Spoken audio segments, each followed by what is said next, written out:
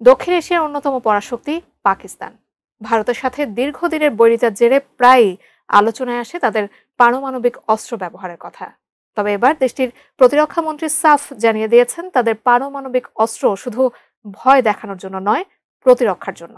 বিস্তারিত শিহাব ইসলামের ডেস্ক রিপোর্টে।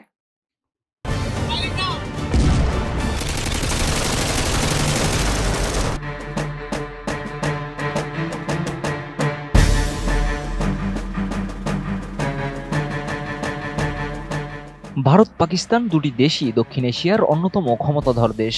তবে প্রতিবেশী এই দেশ দুটির মাঝে দীর্ঘদিনের বৈরিতার জেরে প্রায় আলোচনায় আসে পারমাণবিক অস্ত্র ব্যবহারের কথা।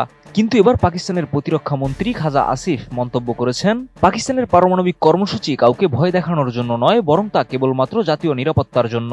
ভারতের সাম্প্রতিক আগ্রাসনের জবাবে পাকিস্তানের প্রতিক্রিয়াকে আত্মরক্ষামূলক পদক্ষেপ বলেও দাবি করেছেন তিনি। পাকিস্তানের প্রতিরক্ষা মন্ত্রী খাজা আসিফ স্পষ্ট করে বলেছেন, দেশটির পারমাণবিক অস্ত্রভান্ডার কাউকে হুমকি দেওয়ার জন্য নয়, বরং এটি পাকিস্তানের সার্বভৌমত্ব ও নিরাপত্তার রক্ষা কবচ। শুক্রবার জিও নিউজকে দেওয়া এক সাক্ষাৎকারে তিনি বলেন, আমরা কারো প্রতি আমাদের পারমাণবিক সক্ষমতা দিয়ে হুমকি দেই না, এটি একেবারেই আমাদের জাতীয় নিরাপত্তার নিশ্চয়তা। সাক্ষাৎকারে ভারতের প্রধানমন্ত্রী নরেন্দ্র মোদীকে কড়া ভাষায় সমালোচনা করেন খাজা আসিফ। বলেন, মোদী এখন স্বপ্নেও পাকিস্তান ও এর সেনাবাহিনীকে দেখেন। পাকিস্তানের সঙ্গে যুদ্ধের চিন্তাও এখন তার জন্য দুঃস্বপ্নে পরিণত হয়েছে।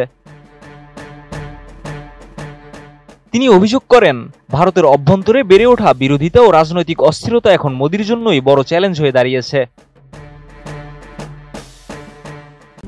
RICL TMX, যুগের পর যুগ স্থাপনা থাকে মজবুত। সম্প্রতি মে মাসে ভারত ও পাকিস্তানের মধ্যে ঘটে সামরিক সংঘাত। সূত্রপাত হয় কাশ্মীরের পর্যটকদের উপর হামলা নিয়ে, যার জন্য ভারত সরাসরি পাকিস্তানকে দায়ী করে। এর জবাবে পাকিস্তান চালায় অপারেশন বুয়ানুম মারসুস, যেখানে 6টি ভারতীয় যুদ্ধবিমান, 3টি রাফাল জেট এবং 1 ডজন ড্রোন ভূপাতিত করার দাবি করে পাকিস্তান। অন্তত 87 ঘণ্টা ব্যাপী এ সংঘাত অবশেষে যুক্তরাষ্ট্রের মধ্যস্থতায় 10 মে যুদ্ধবিরতিতে গড়ায়। মার্কিন প্রেসিডেন্ট ডোনাল্ড ট্রাম্প নিজেই সামাজিক মাধ্যমে যুদ্ধবিরতির ঘোষণা দেন।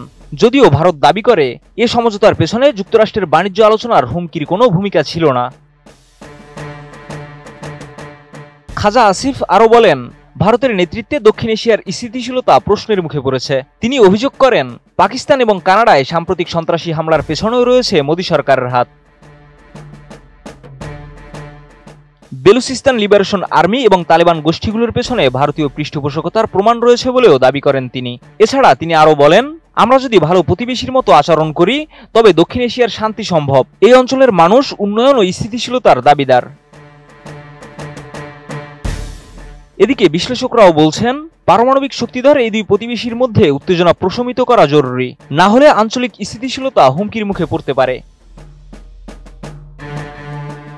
শিহাব ইসলাম, ATN নিউজ।